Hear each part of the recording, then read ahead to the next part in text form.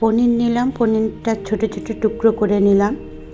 ব্লেন্ডারে আমি পেঁয়াজ, টমেটো, কাঁচা লঙ্কা, কাজু বাদাম সামান্য জল দিয়ে সেটা পিষে নিলাম। শুকনো কড়াইতে সেই মশলা ঢেলে দিলাম, যেহেতু আমি এখানে তেল ইউজ করব না। এখানে কাশ্মীরি লঙ্কা, জিরে গুঁড়ো, ধনিয়া গুঁড়ো, হলুদ এবং পরিমাণ মতো নুন তার মধ্যে দিয়ে কষতে থাকব।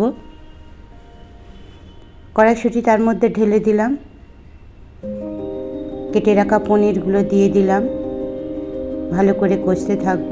মশলাটা শুকিয়ে গেলে হাফ কাপ জল দেবে।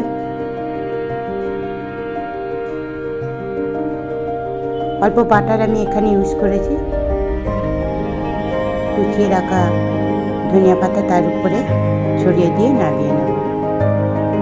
খুবই সুস্বাদু খেতে লাগবে, যাদের ভালো লাগবে সাবস্ক্রাইব করবে।